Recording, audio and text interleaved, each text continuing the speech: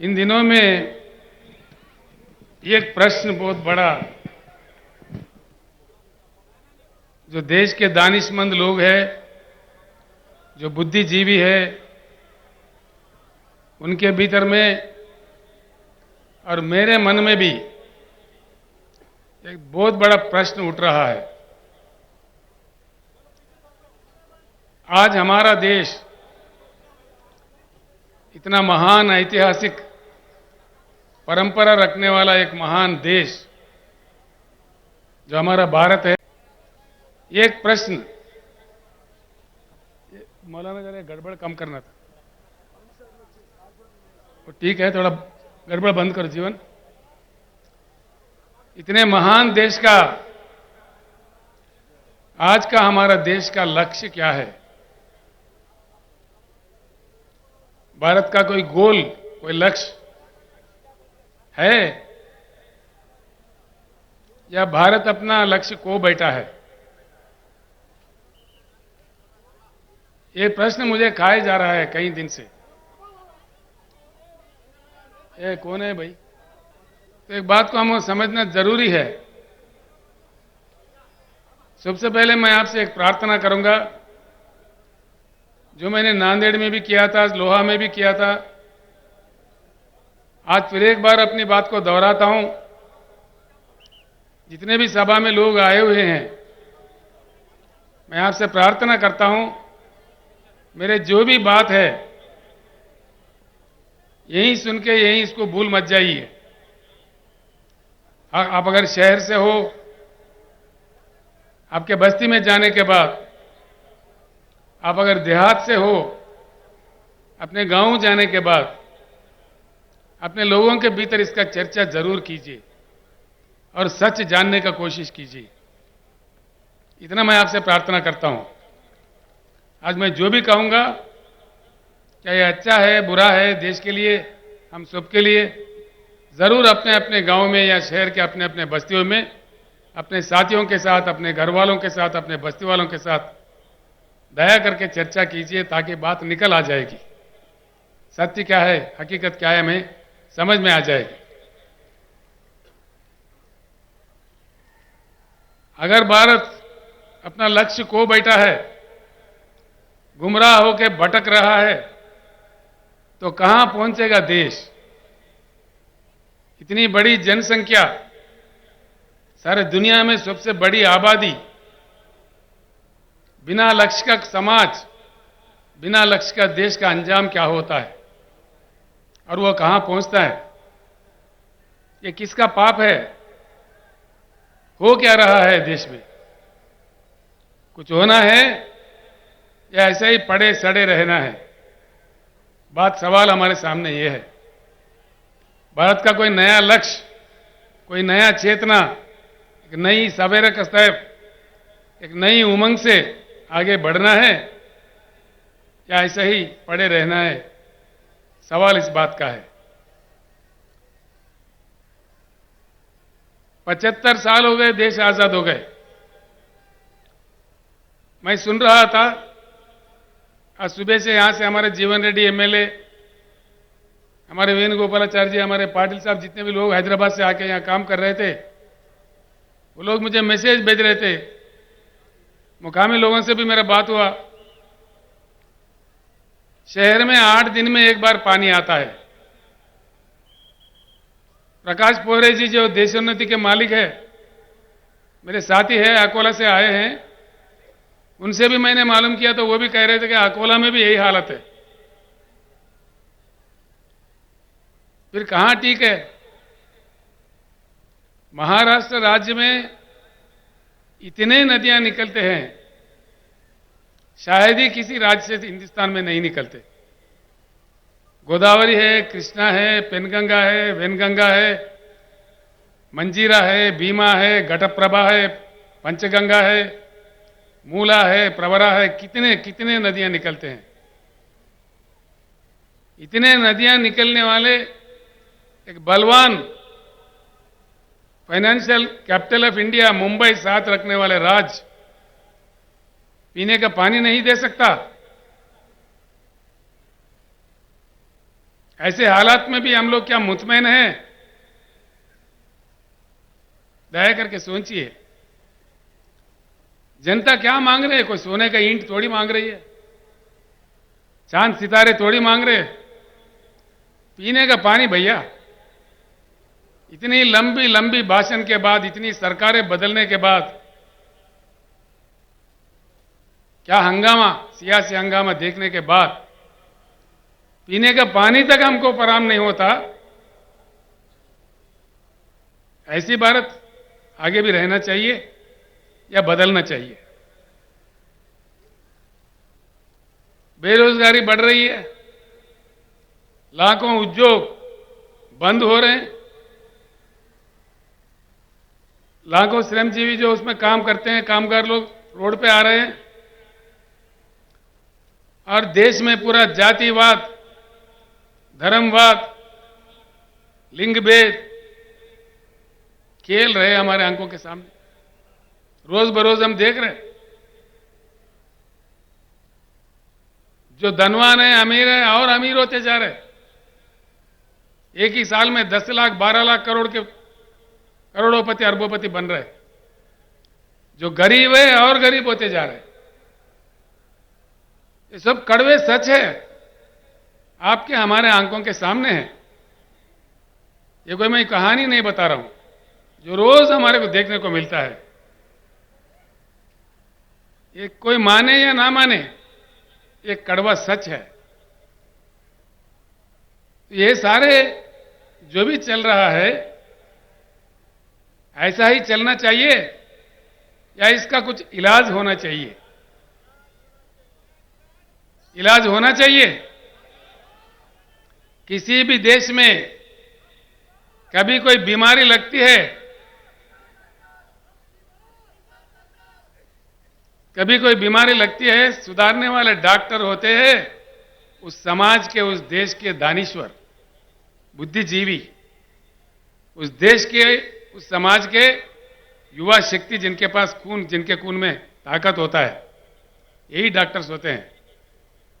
नौजवान भाइयों को मैं प्रणाम करके पूछता हूं, हम लोगों का तो उम्र गुजर रहा है, लेकिन ये कल का देश आपका है, भविष्य आपका है। आप ऐसे ही पड़े रहोगे या कुछ उज्जवल रास्ता बनाओगे? फैसला कीजिए। और एक बात पक्का तय करके चलिए, हमारी जो समस्या है, किसी भी दिन ये हमको ही सुलझना पड़ेगा। कोई अमेरिका से नहीं आएगा, कोई रूस से नहीं आएगा, कोई दूसरे देश वाले आके हमको नहीं सुधारेगा। सवाल यह है, कितने जल्दी हम जाग जाए उतना ही हमारा सुधार होगा। जितना हम लेट कर दिए, और बड़े अन्याय का सामना हमें करना पड़ेगा। एक ही बात सोचिए, हिंदुस्तान में कई महान किसान नेता पैदा हुए, कई लोग। सर छोटूराम जो आजादी से पहले पंजाब राज्य में काम कर रहे थे, उत्तर प्रदेश में महेंद्र सिंह टिकैत काम कर रहे थे, यहां अपना महाराष्ट्र में शरद जोशी के नेतृत्व में कई लोग, लाखों लोग काम कर रहे थे। कर्नाटक में प्रोफेसर नंजुंडा स्वामी, तमिलनाडु में नारायण स्वामी जी, आज पंजाब में राजोवाल जी, और मंच पर बैठे हुए हमारे भारत किसान समिति का राष्ट्रीय अध्यक्ष श्री गुरनाम सिंह चढ़ोनी जी, ये सारे लोग लड़ते रहे।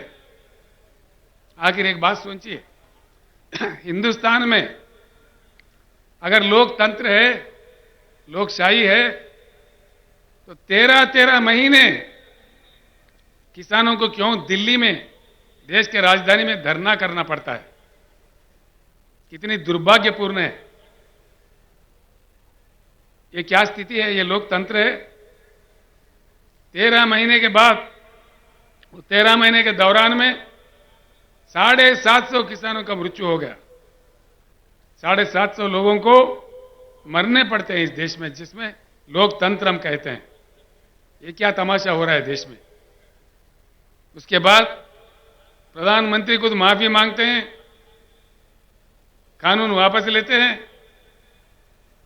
अभी और 13 महीने गुजर गए, होता कुछ नहीं है। क्या ये लोकतंत्र है, लोकशाही है? किसानों का ये मान्यता है? मतलब क्या है? कुछ ना कुछ दाल में काला है। ये बात मैं किसी और जगह कहा तो वो लोग कह रहे थे दाल में काला है, ये पुरानी बात है भैया, अब तो पूरा दाल ही काला है। तो मतलब क्या है? जरूर कुछ इलाज की जरूरत है, कुछ न कुछ परिवर्तन की जरूरत है। भारत को बदलना चाहिए, बिल्कुल बदलना चाहिए। भारत को परिवर्तन बहुत आवश्यक है, बहुत जरूरी है। जब तक हम परिवर्तित नहीं होंगे, हमारा किस्मत नहीं बदलने वाला है। एक उच्च गुणवत्ता वाली परिवर्तन, यानी कि एक पार्टी हार गया, दूसरा पार्टी जीत गया, ये परिवर्तन नहीं होता भाइयों। उच्च गुणवत्ता वाली, जिस चुनाव के दरमियान, जिस चुनाव के जरिए जनता जीतती है, जनता मांगे सफलता मिलती है, वो सही जीत होता है। पार्टियों का जीत नहीं होगा। पार्टियां तो कहीं जीता है हमने, कहीं जीते, एक गया, दूसरा है, तीसरा है, चौथा है। कितने को जीता है अब तक हम लोगों ने? कितने पुड़ारी आए इस देश में, कितने नेता आए, कितने पार्टी आए, लेकिन समस्या जैस के तस, समस्या का कोई समाधान नहीं। जिस देश में हर दिन सौों की संख्या में किसान आत्महत्या कर रहे हो, जिस राज्य में, जिस पावन धरती पे मैं खड़ा हुआ हूं, इतने नदियां निकालने वाले इस महाराष्ट्र राज्य में, अभी हमारे शंकर अन्ना बता रहे थे, रोज 6-7 किसान आत्महत्या कर रहे हैं। या प्रधानमंत्री को या राज्य के नेताओं को क्या पड़ी है? वो लोग तो अफ्रीका से शेर ला के दिखा रहे हैं हमारे को। अरे भाई, ये हमारे किसान शेर मर रहे बोले तो देखो देखो, ये अफ्रीका का चीता है, ये नमीबिया का शेर है, इसको देख के खुश हो जाओ। क्या समझ में आता है? समस्या का वो समाधान नहीं है। इसीलिए मैं हमारे शेतकरी भाइयों से और बहनों से हाथ जोड़ के विनम्र पूर्वक प्रार्थना करता हूं, जब तक हम खुद शेर नहीं बने, हमारा समस्या का समाधान नहीं मिलेगा। तैयार होना चाहिए।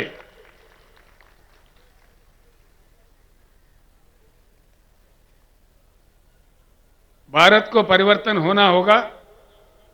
बिना परिवर्तन के भारत विकास नहीं होगा भारत में, ये बिल्कुल तय है। क्योंकि लंबा समय गुजर चुका है, कई पार्टियों को मौका दिया जनता ने, लेकिन कुछ बात सही नहीं आया है। हमारे आंखों के सामने हमसे बुरा हालत में रहने वाला चाइना आज दुनिया को कमांड कर रही है। साउथ कोरिया आगे बढ़ गई है। बम का मार खाने के बाद फिर उठ खड़ा है। जापान देश हमारे आंखों के सामने है। जैसा मोहम्मद महातीर के नेतृत्व में मलेशिया में परिवर्तन हुआ, और सिंगापुर में जहां कुछ भी नहीं है, वो लोगों का हालत भी हमसे बेहतर है। ये सारे चीज हमारे आंखों के सामने हुई है। 75 साल में जो हो रहा है, इससे उठकर, आउट ऑफ बॉक्स जाकर, एक नया ढंग से, नया रंग से, एक नया जंग करके हम भारत को बदल सकते हैं। इसी पुराने तरीके से हम लोग नहीं बदल सकते। इस बात को समझने के लिए मैं आपको विनती करता हूं। इसीलिए मैं ये एक बात आपको बताना चाहूंगा, इस परिवर्तन भारत में जो आना है, बिना परिवर्तन के भारत आगे नहीं बढ़ सकता। इसीलिए पैदा हुआ है बीआरएस पार्टी। बीआरएस एक चुनाव के लिए, एक दिन के लिए, कोई एक वर्ग के लिए, एक धर्म के लिए, एक जाति के लिए नहीं पैदा हुआ। ये सारे भारतवासी जितने भी है, उनके हकों को लड़ने के लिए, उनके हकों के लिए बिल्कुल बीआरएस पैदा हुआ है। एक बात मैं यहां कहना चाहूंगा, नई पार्टी आता है, नया ताकत उभरने लगता है, पुराने ताकतें इकट्ठे होकर के भी हमला करने लगते हैं, साजिशें रचते हैं, अफवाहें फैलाते हैं, पुलिस को लगा देते हैं। लेकिन डरना नहीं है। अगर डरे तो आप भी आजाद नहीं होते थे, अब भी ब्रिटिश के गुलाम बने रहते थे। इसलिए मैं कहता हूं, फानूस बनकर जिसकी हिफाजत हवा करे, वो शमा क्या बुझे जिससे रोशन खुदा करे। ये डरने से बिरने से कुछ नहीं होगा। बिल्कुल, अगर हमारे जंग में नेकी है, हमारे जंग में ईमान है, तो जरूर हमारी जीत होगी। हम जीत के रहेंगे, जो कि भगवान हो या अल्लाह हो, अल्लाह के घर में देर है लेकिन अंधेर कभी नहीं है। इसीलिए हमको आगे बढ़ना चाहिए। इसीलिए आया है बीआरएस पार्टी, और बीआरएस पार्टी परमानेंट ऑफिस हमने खरीदा है नागपुर में। हमारे अभय भाई और लोग यहां पे भी परमानेंट ऑफिस खरीद रहे हैं, कोई किराए वाला नहीं, बिल्कुल परमानेंट। बीआरएस काम करता रहेगा जब तक भारत पूर्ण परिवर्तन नहीं होगा, तब तक ये लड़ाई जारी रहेगा।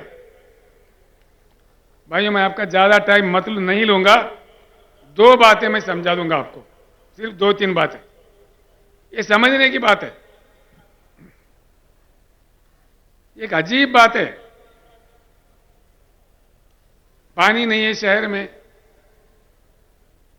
प्रकाश पोरे कह रहे अकोला में नहीं है, कोई वकील साहब आए थे पूना से, पूना में भी सही नहीं है, देहात में तो है ही नहीं है। फिर ये क्या चक्कर हो रहा है? हो क्या रहा है हिंदुस्तान में? किसान हमारे क्यों आत्महत्या कर रहे हैं? दया करके सोचिए इस बात पे। इतना हमको गुमराह कर दिया है, खास तौर पर 2 चीज, एक पानी, दूसरा करंट, बिजली। पानी, हिंदुस्तान के जो कृषि योग्य भूमि है 41 करोड़ एकड़, और जो पीने का पानी चाहिए और जो उद्योग के लिए चाहिए, इन सब के लिए जितना पानी चाहिए उससे डबल पानी हिंदुस्तान में अवेलेबल है। फिर भी देश क्यों वंचित है? आप लोग सोचिए।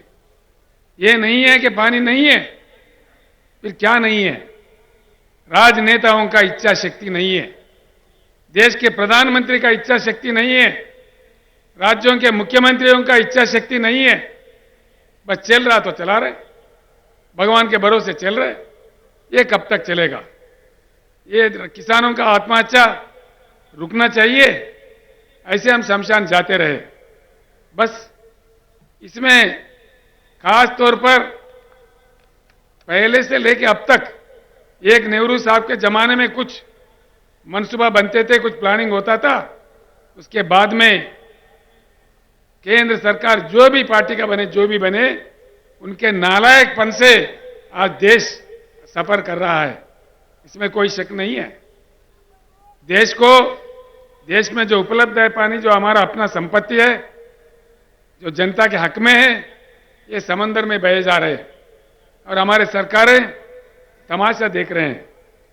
देश में अगर पानी सही तरीके से सिंचन के लिए, पीने के लिए, उद्योग के लिए, अन्य चीजों के लिए आना चाहिए, तो बढ़िया बांध बनाना चाहिए, बहती नदियों को रोकना चाहिए। एक बात मैं आपको बताता हूं, आप शायद विश्वास भी नहीं कर पाओगे। जिम्बाब्वे एक देश है, बहुत छोटा देश है, जहां 6,500 टीएमसी का रिजर्वायर है। 6,500।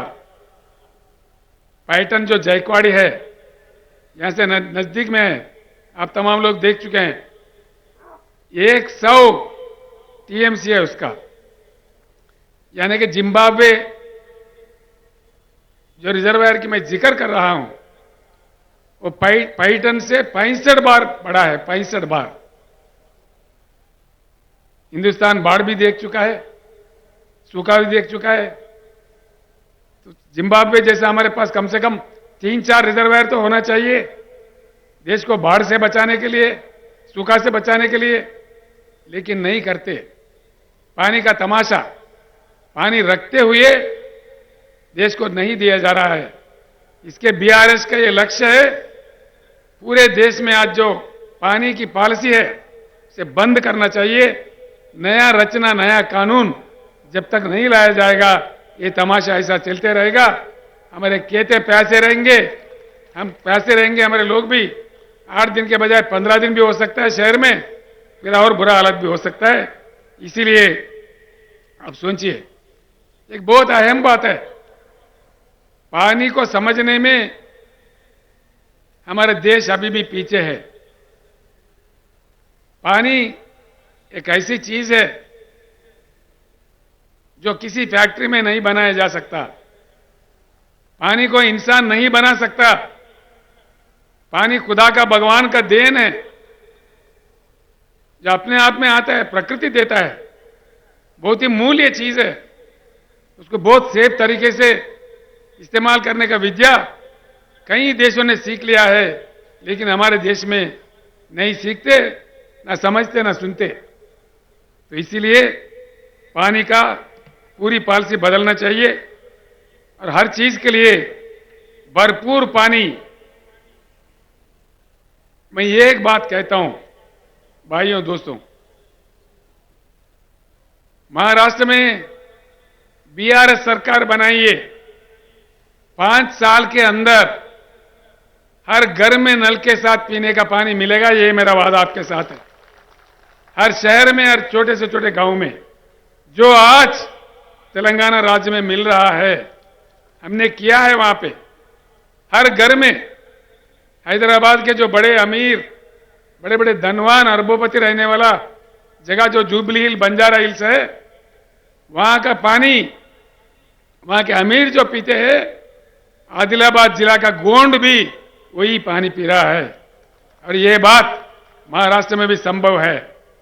और ये भी मैं आपको वायदा करता हूं, जितना जल्दी हो सके उतना जल्दी हर एकड़ में भरपूर पानी किसानों को दिया जाएगा। ये मैं वायदा करता हूं आपसे, जो आज तेलंगाना में हुआ है।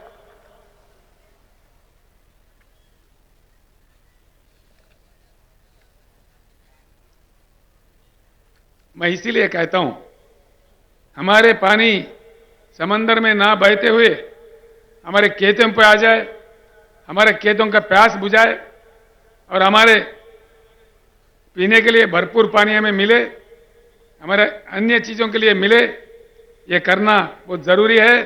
इसके लिए रोना धोना बंद करना है, अब लड़ना सीखना है। सारे शेतकरी इकट्ठा होना है, अन्य भाई भी इकट्ठा होना है। इसका कोई दूसरा नहीं कर सकता, इसका फैसला हमको खुद करना पड़ेगा। कोई दूसरा देश वाला भी इसमें हमारा मदद नहीं करेगा। दूसरी चीज है बिजली। क्यों बिजली नहीं देते भाई, ये तो मुझे समझ में ही नहीं आता। 8 साल पहले तेलंगाना बनने से पहले वहां का हालत भी महाराष्ट्र से भी बहुत बुरा था, बहुत ही बुरा था। दिन में 3 घंटा आता था करंट, किसी दिन तो आता ही नहीं था। आज तेलंगाना में हर किसी को, किसान समेत हर किसी को 24 घंटा उच्च गुणवत्ता वाला पावर मिलता है। किसान को तो फ्री मिलता है, 24 घंटा मिलता है। फिर क्या तमाशा हुआ? जब तेलंगाना 24 घंटा दे सकता है तो महाराष्ट्र में क्यों नहीं? तेलंगाना बहुत छोटा राज्य है, महाराष्ट्र से कमजोर राज्य है। फिर क्या हो रहा है? ये क्या तमाशा है? करंट बनाने के लिए जो कोयला चाहिए होता है, हमारे देश में 361 बिलियन टन का कोयला है जो पूरे हिंदुस्तान को 150 साल तक 24 घंटा करंट देने के लिए सफिशिएंट है। 150 साल तक। ये आंकड़े मेरे नहीं है, ये कहानी मेरा नहीं है। इसको कोई गलत साबित करा, मैं एक ही मिनट में मेरे चीफ मिनिस्टर पोस्ट को इस्तीफा भी दे दूंगा। ये मेरा सवाल है। यह है, इसका उपलब्धि है। भाई पानी है भरपूर, नहीं देते। कोयला है, उससे 24 घंटा करंट दे सकते, क्यों नहीं देते भाई? क्या मजाक बना दिया? बिजली के बिल बढ़ाओ, प्राइवेट दे दो। किसका बाप का जागीर है, प्राइवेट दे दो, जो मर्जी दे दो। कैसे दे रहे? अनेक दशकों से हमारे करंट के कर्मचारी, जनता, हमारे लोग अपनी जमीन देके, पैसे देके, खून पसीना बहा के जो करंट घर बनाए, जो पावर जनरेटिंग हाउसेस बनाए, उसको मुफ्त में अपने दोस्तों में बांटना चाह रहे। Power privatisation. मैं एक ही बात कहता हूं, भगवान का दया होगा तो अगली सरकार बीआरएस का बनेगा, हर चीज हम वापस लेके रहेंगे। मैं आज इस मंच से कहना चाहूंगा, जो आज प्राइवेटाइजेशन करना चाह रहे, जिनकी नीति प्राइवेटाइजेशन है, तो हमारे नीति प्राइवेटाइजेशन नहीं है, नेशनलाइजेशन है। हम हर चीज को वापस लेके रहेंगे, मैं आपको वायदा करता हूं। तेलंगाना राज्य, उसका जो मॉडल है, क्यों अमल नहीं हो सकता हमारे राज्य में, महाराष्ट्र में? तेलंगाना राज्य में हमने काफी कुछ सुधार किया है। तलाटी को हमने बर्खास्त कर दिया, कोई तलाटी व्यवस्था नहीं है। अब मोदी साहब कहते दिल्ली से डिजिटल इंडिया बनाओ, कहां गया भाई डिजिटल इंडिया? कहां गया? तो किसानों का रिकॉर्ड भूमि, वो जो भूमि है उसका रिकॉर्ड क्यों नहीं डिजिटलाइज कर रहे? हमने किया है तेलंगाना में। रजिस्ट्रेशन के लिए कई दिन सड़ने बढ़ने नहीं पड़ते, 15 मिनट में रजिस्ट्रेशन होता है, उसी समय पट्टा भी हो जाता है, फिर बार बार ना फिरना नहीं पड़ता है। यह काम महाराष्ट्र में क्यों नहीं होता भाई? तलाटी कितने पावरफुल है आपके, चीफ मिनिस्टर से भी पावरफुल है। हमारे तोरट साहब कह रहे थे मेरे से, ये तो ब्रह्मदेव, महाराष्ट्र राज्य में उनको ब्रह्मदेव बोलते, जिसके जमीन चाहो जिसका किस्मत लिख देता है। ये क्या हो रहा है? हम तानाशाही में हैं या लोकशाही में हैं? ये क्या? हम इसीलिए तेलंगाना असेंबली में कानून पास करके तलाटी व्यवस्था को ही बर्खास्त कर दिया है, सारे डिजिटलाइज कर दिया है। इसीलिए किसानों के लिए जो सालाना एकड़ को 10,000 रुपए हम बेचते हैं, हम कोई ऑफिसर के जरिए नहीं बेचते। किसान को उस पैसे लेने के लिए कोई दफ्तर जाना नहीं पड़ता। हैदराबाद में हम डाल देते हैं तो सीधा उनके बैंक अकाउंट में जाता है, बीच में कोई दलाल मट्टी कुछ नहीं है, 1 रुपए का भी रिश्वत नहीं देना पड़ता। और किसानों के लिए जो बीमा का सुविधा हमने किया है, किसान के मृत्यु होने पर 5 लाख देने का, वो भी कोई दफ्तर नहीं जाने पड़ते। उसके 8 दिन के अंदर उनके घर, वो किसान जिनका मृत्यु हुआ, वो जिसका भी नॉमिनेट किया, 8 दिन के अंदर 5 लाख उनके घर पहुंच जाता है। किसानों का जब दान हम खरीदते हैं, हर एक दाना 7,100 केंद्र खोल के तेलंगाना में हम खरीदते हैं। अभी खरीद रहे, अभी धान की फसल आ रही है, बड़ी तादाद में आ रही है। हम 7,000 केंद्र खोले हैं, अभी कारोबार चालू है, कोई भी आके देख सकता है तेलंगाना को, यहां से कोई इतना दूर भी नहीं है। उसका पैसा भी सीधा किसान के बैंक खाता में जाता है, कोई दलालों का शिकार नहीं है। तेलंगाना में भी हालत इससे बहुत बुरा था, करंट नहीं था, पीने का पानी नहीं था, किसान भी हमारे आत्महत्या कर रहे थे। मैं कई बार रो पड़ा था, मैं भी जोश में आके मैं भी, अरे भैया मत मरो बोल के हाथ जोड़ के उनको प्रणाम किया। मैं 2-3 साल बचे रहो, मैं आपको बचा लूंगा बोल के रोते हुए भी मुझे बोलना पड़ा, ऐसा इतना बुरा हालत था। लेकिन आज एक कट्टरपन से हमने काम किया, आपके सामने बैठा हुआ है हमारे सोमेश कुमार जी, जो भूतपूर्व चीफ सेक्रेटरी है, साबिका चीफ सेक्रेटरी है तेलंगाना राज्य का, मेरे साथ उन्होंने काम किया, अभी रिटायर हुआ है। उनका काफी योगदान रहा वहां पे ये चीजों को हासिल करने में, ये चीजों को किसानों को उपलब्ध करवाने में बहुत उनका योगदान है, हम ही ने किया है। महाराष्ट्र में क्या हुआ भाई? महाराष्ट्र का चीफ सेक्रेटरी नहीं है, सेक्रेटरीज नहीं है, कैबिनेट है, सब कुछ है, आमदार है, खासदार है, फिर यहां क्यों नहीं होता? सवाल यह है। मैं आपसे प्रार्थना यही करूंगा, इसीलिए इन चीजों के मद्देनजर ही मैंने आवाज दिया है, मैंने पुकारा है, अब की बार किसान सरकार। किसान भाइयों को मैं प्रणाम करता हूं। आप खेत जाना, हल चलाना सीखते हो, जानते हो, एक बार असेंबली की तरफ क्यों नहीं जाते? आप खुद आमदार क्यों नहीं बनते? आप खुद खासदार क्यों नहीं बनते? नेता, बड़े बड़े मोटे नेता नहीं चाहिए हमको, हम में से खुद नेता बनेंगे। अगर आप साथ दो तो बिल्कुल हम खुद नेता बनेंगे। किसान भाइयों को मेरा एक अपील है, अगर आप नहीं कर पाओगे, मैं सारे महाराष्ट्र किसानों को यहां से आवाज दे रहा हूं, आगामी जिला परिषद चुनाव आपके हाथ में है। शहर के वोट नहीं रहते उसमें, पंचायत राज इलेक्शन बोले तो देहाती वोट है, सारे वोट हमारे हैं। सारे के सारे जिला परिषद पे गुलाबी झंडा लहरा दो, क्या क्या भाग के नहीं आता मैं देखता हूं, आपके पीछे भाग भाग के आ जाएगा। एक ही सभा नांदेड़ में हुआ तो असेंबली में बजट आ गया 6,900 करोड़ और कह दिया कि भाई किसान को 10,000 देंगे। क्या भीख दे रहे हैं? दो, तेलंगाना में जब दे सकता है एकड़ को 10,000 तो महाराष्ट्र में क्यों नहीं दे दीजिए। मैं यहां के मुख्यमंत्री जी से अनुरोध करता हूं, प्रार्थना करता हूं। यहां के उप मुख्यमंत्री देवेंद्र फडणवीस जी है, वो मुझे कह रहे थे, चंद्रशेखर जी आपका यहां क्या काम है, आप तेलंगाना संभालो। मैं बोला मैंने तेलंगाना संभाल लिया, देखते हैं, महाराष्ट्र में आ गया हूं, मैं भारत में कहीं भी जा सकता हूं। तेलंगाना का मॉडल मक्की का मक्की दे दो, मैं महाराष्ट्र छोड़ के मध्य प्रदेश चला जाऊंगा, मैंने बताया था, क्योंकि मेरा काम खत्म हो जाएगा।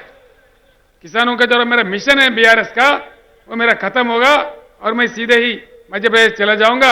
यहां आप राज कर लो, देना है तो बोलो, दे दो।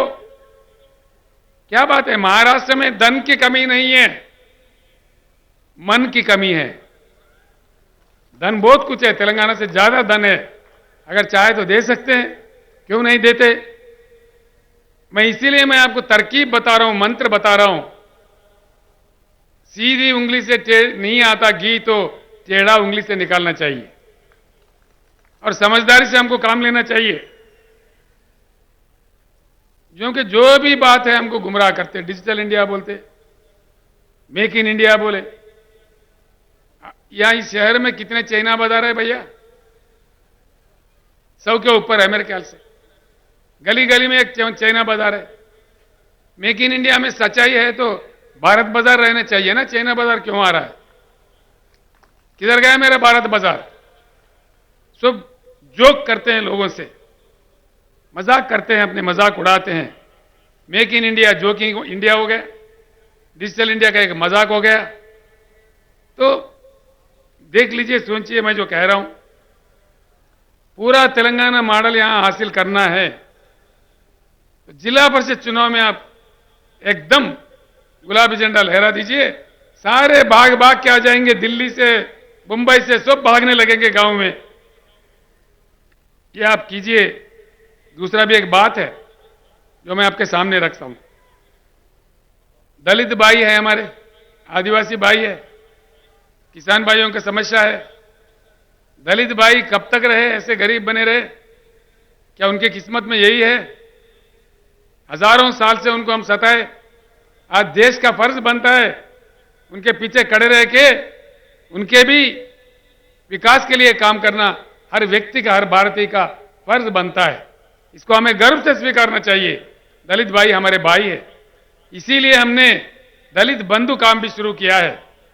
फडणवीस साहब, आप भी दलित बंधु शुरू करो महाराष्ट्र में। मैं महाराष्ट्र छोड़ दूंगा, किसी अन्य जगह जाऊंगा। दीजिए दलित बंधु, क्यों नहीं देते? जिस राज्य में अंबेडकर साहब का जन्म हुआ, पूरे देश के लिए, दुनिया के लिए उन्होंने काम किया।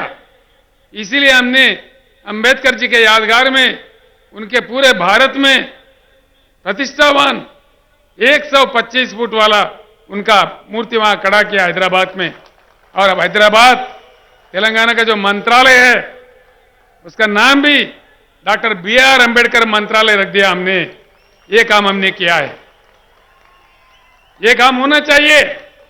मैंने प्रधानमंत्री जी से अनुरोध किया, प्रधानमंत्री जी, आपने जो नया पार्लियामेंट बिल्डिंग बनाया दिल्ली में, अगर आपको प्यार है, मोहब्बत है, तो उस बिल्डिंग को भी अंबेडकर जी का नाम दीजिए, पूरे देश खुश हो जाएगा।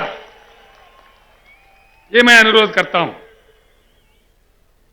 दूसरा एक बात मैं बताना चाहूंगा, हमको किसी चीज की अपेक्षा है तो उसी चीज का हमको काम करना चाहिए। अगर फल खाना है, फल की अपेक्षा है, तो फल का पेड़ लगाना चाहिए ना, तभी फल मिलेगा। पेड़ कांटों का लगाओ, फल की अपेक्षा करो, कहां से मिलेगा भाई? मिलेगा? नहीं मिलेगा। दूध का अपेक्षा है, गधों को घास डालो और गाय से दूध मांगो, मिलेगा? घास गाय को डालो तभी दूध मिलेगा। अब गधों को डाल के गाय के पास से दूध कहां से मांगोगे? तो जब हम काम कर रहे हैं, जब अपने वोट का इस्तेमाल कर रहे हैं, सही वोट देना चाहिए। किसको देना चाहिए? हमारे भलाई के लिए कौन काम कर रहा है, कौन तड़पता है, उनको देख के हमको काम करना चाहिए। तभी जाके हमारा एकता ही हमारा समस्याओं का समाधान है। खासतौर पर किसान भाइयों से, दलित भाइयों से मैं हाथ जोड़ के कहता हूं, आत्महत्या करना हमारा समस्या का समाधान नहीं है। हमारा समस्या का समाधान हमारे हाथ में है। हमारा वोट में इतना ताकत है, तो इसको एक बार के लिए अपना वोट अपने लिए इस्तेमाल करो। आप खुद सरकार बन जाओ, जो नीति हमें लिखना है लिखो, अपना किस्मत बदलने का पूरा प्रयास करो। आज के बाद मैं अपने भाषण खत्म करने से पहले मैं आपको बताना चाहूंगा, आज के बाद आप लोग सोचिए,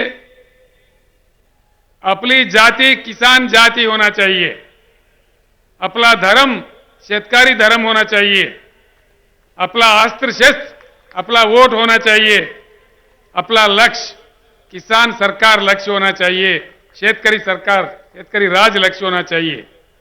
ऐसा करके हम लोग किसान राज का स्थापित करते हैं, फिर आगे बढ़ते हैं। कैसा नहीं आएगा जैसा तेलंगाना में आया, नदी बाग के आया, वहां कोई पानी का पट्टी भी नहीं है। किसानों के लिए पानी पट्टी नहीं है, करंट के लिए कोई बिल नहीं है, फ्री में देते हैं, पूरे धान खरीदते हैं। ये सारी चीज यहां बहुत आसानी से किया जा सकता है। तेलंगाना का मक्की कापी करो ना भाई, खत्म हो गई बात, हो गई बात। और उसमें क्या है, कौन से ब्रह्म भोज है उसमें? तो इसीलिए सब मिलके एक बार कहते हैं, अब की बार। आवाज सुनने में नहीं आ रहा, इतना ठंडा है महाराष्ट्र के भाई, शेर है महाराष्ट्र के। अब की बार, अब की बार, अब की बार। धर्मस्य विजयोस्तु अधर्मस्य विनाशोस्तु, प्राणिषु सद्भावनास्तु, विश्वस्त कल्याणमस्तु। जय महाराष्ट्र, जय भारत।